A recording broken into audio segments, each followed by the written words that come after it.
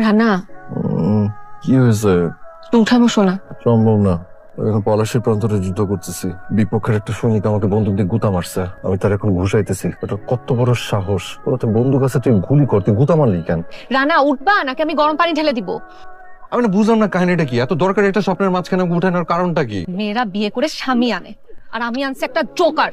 আমি তো বিয়ের আগে এরকম ছিলাম না, বিয়ের পর থেকে না আমি কেমন যেন এরকম আলা বলা টাইপ হয়ে গেছি। আমি বোধহয় এই বৈবাহিক প্রেশারটা নিতে পারতেছি না, তুমি আমাকে যথেষ্ট প্রেশারের মধ্যে রাখছো।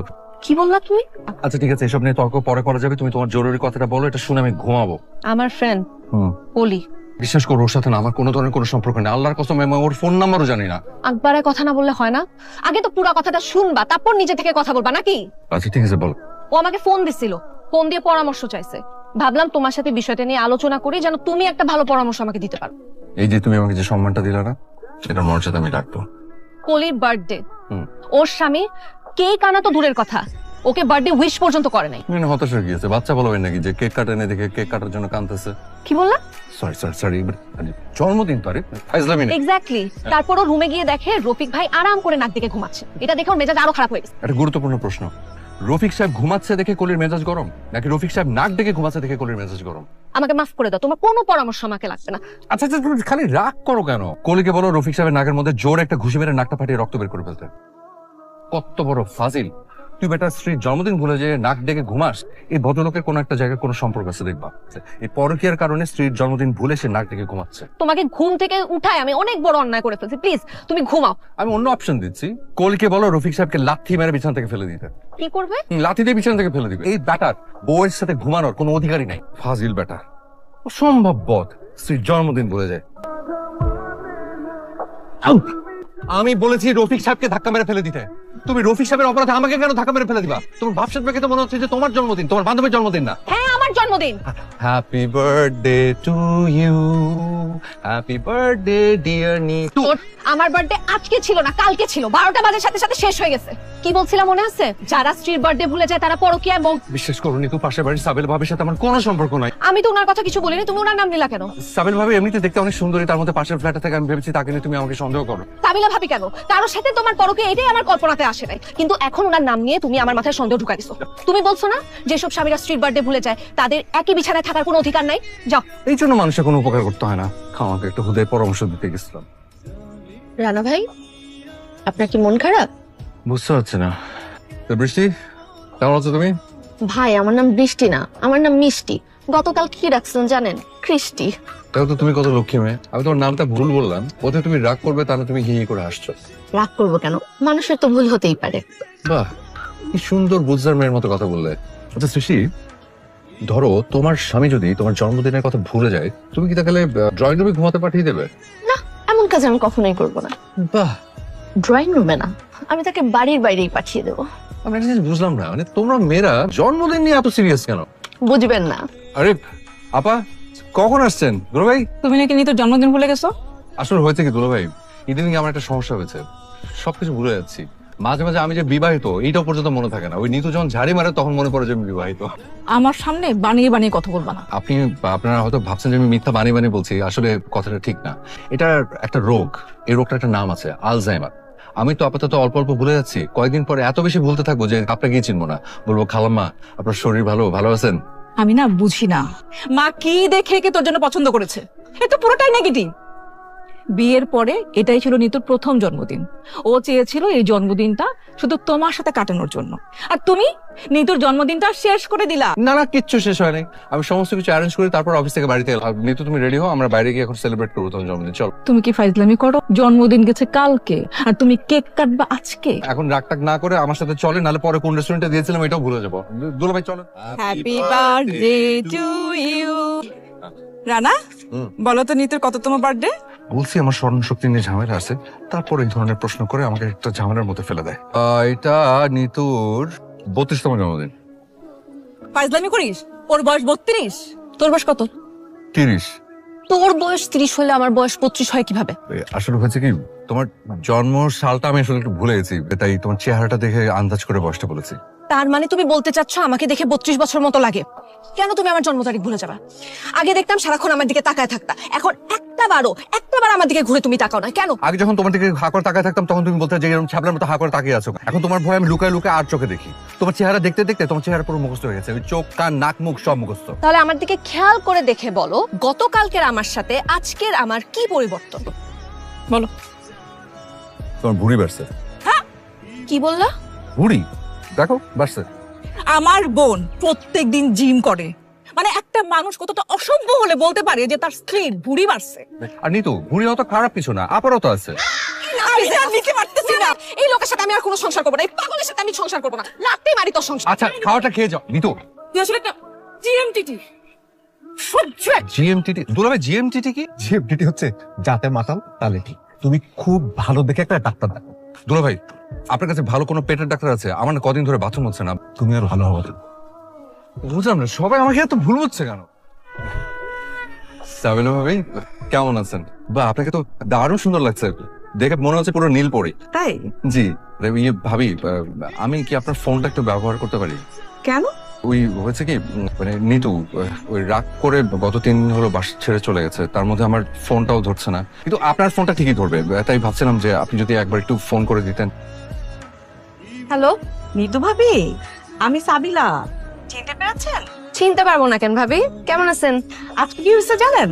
রানা ভাই তো আমাকে দেখে পুরো টাসকি খেয়ে গেছে। উনি কি বলে জানেন? আমাকে নাকি নীল পরীর মতো সুন্দর লাগতেছে। তবে রানা ভাইয়ের মুখে নীল পরী শুনে আমাকে তো খুব ভালো লাগছে।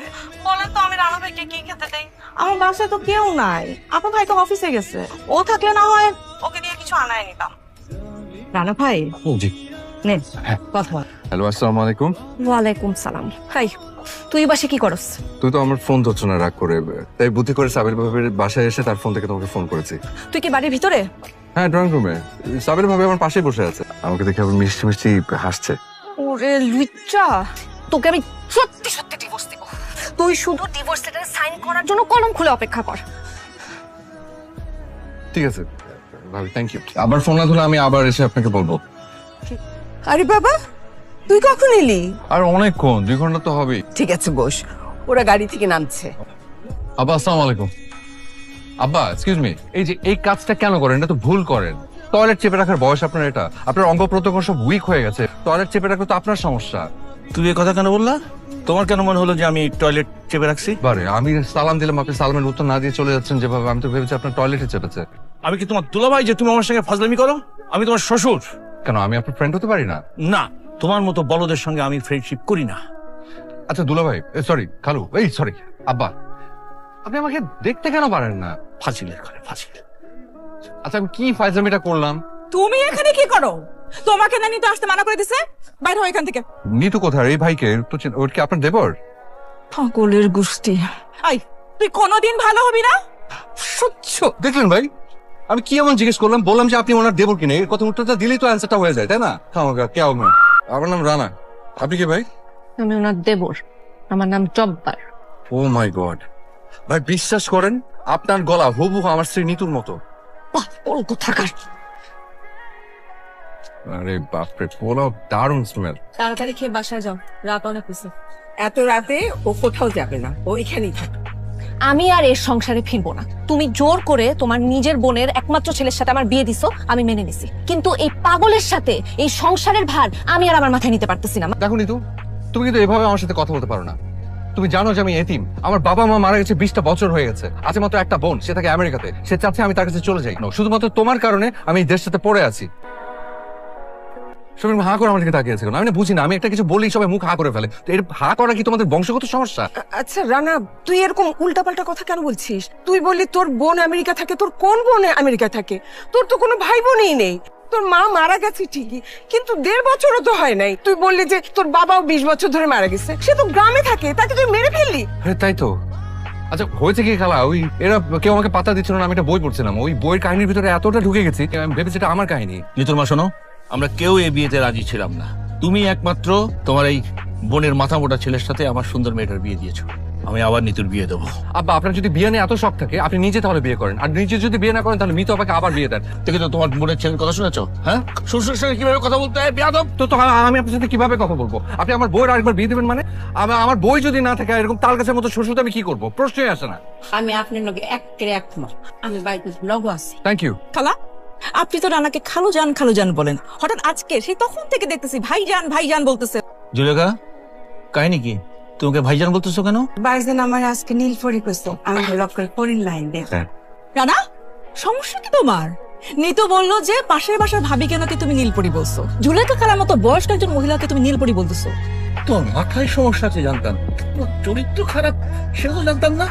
এক টেবিলে বসে তোমার সঙ্গে খেতে আমার আর রুচি হচ্ছে না। তুমি এক্ষুনি আমার বাড়িতে বেরিয়ে যাও, যাও। আচ্ছা ঠিক আছে, যাচ্ছি। এই পোলাও রোস্টটা খেয়ে যাই। গত 3 দিন ধরে নুডলস খেতে খেতে আমি বিরক্ত হয়ে গেছি। খবরদার টাচ করবো না, যাও যাও, বেরিয়ে যাও।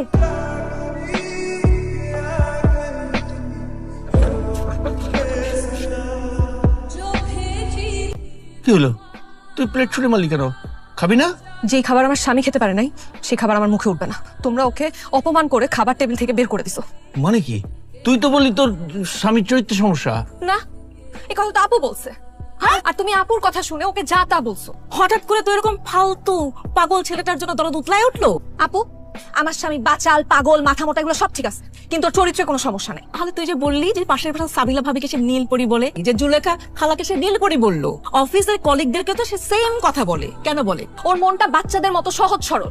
ও ভাবে পৃথিবীর সব মেয়েরাই সুন্দর, ওর কাছে পৃথিবীর সব মেয়েরা নীলপরি। ও উল্টা পাল্টা একটা বুঝাই দিল আর তুই সেটা বুঝে গেলি। হ্যাঁ, বুঝে গেছি, কারণ ওর মাকেও মাঝে মাঝে নীলপরি বলে। বিশ্বাস না হলে মাকে জিজ্ঞেস করো। এখন বলো কি কারণে ও মাকে নীলপরি বলে? তুই রানাকে সব বলতে পারিস আর আমরা বলে দোষ হয়ে যায় না। আমি ওকে যা ইচ্ছা তা বলতে পারবো, কারণ ও আমার স্বামী। তাই বলে অন্য কেউ ওকে একটা শরীরে টোকা দিবে, এটা তো আমি সহ্য করতে পারবো না, একবারে খুন করে ফেলবো। তাহলে মাঝে মাঝে ঝগড়া করে এখানে আসিস কেন? ও যে মাঝে মাঝে আমাদের বাসায় আসে ভয়ে ভয়ে আমার রাত ভাঙাইতে, এটা আমার ভালো লাগে। আমি এই সুযোগের অপেক্ষায় থাকি। তুমি আমার বড় বোন, তুমি বড় বোনের মতো থাকবা। তুমি আমাকে যেমনি ভালোবাসো তুমি আমার স্বামীকেও ভালোবাসবা। আমি বলেছি আপু, নেক্সট টাইম থেকে তুমি যদি ওর সাথে এমনি কথা বলো, এমনি অপমান করো, এটা কিন্তু খুব খারাপ হবে। মানে তোরা দুই বোন একটু থামতো, এখন মাথা ঠান্ডা করে চল খেয়ে নি, তারপরে আলোচনা করি। যেই খাবার আমার স্বামী খেতে পারে নাই, এই খাবার আমার জন্য হারাম। হ্যাঁ রে কপাল, এত শখের পোলাও রোস্ট খেতে পারলাম না, এখন পাউরুটি দিয়ে ডিনার করছি।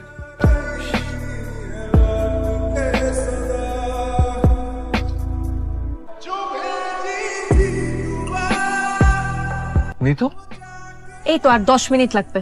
তুমি হাত মুখ ধুয়ে ডাইনিং টেবিলে বসো, আমি খাবার নিয়ে আসতেছি। রান্নার কিন্তু সেই হয়েছে। তুমি খাবে না? না, তুমি খাও।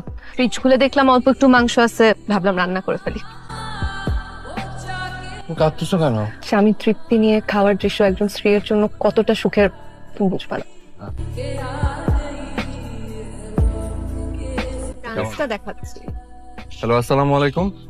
কেমন চাল দিলাম? তোমার খালার সাথে প্ল্যান করে তোমাকে খাবার টেবিলে অপমান করে বাড়ি থেকে বের করে দিলাম। যা দেখে আমার মেয়ের তোমার জন্য আবেগ জেগে উঠেছে, তাই তো সব ভুলে তোমার কাছে সে ছুটে গেছে। আপনি কে ভাই? আপনাকে তো ঠিক চিনতে পারলাম না। রাত বিরাতে মানুষকে ফোন দিয়ে আপনার কেন বিরক্ত করেন? এসব না করে একটু ঘুম দেন। পাগলের গোষ্ঠী পাগল, কোনোদিন ভালো হবে না। না কে ফোন দিছে? বাবা, তোমাদের আচরণ দেখে কেউ বলবে তোমরা জামাই শ্বশুর?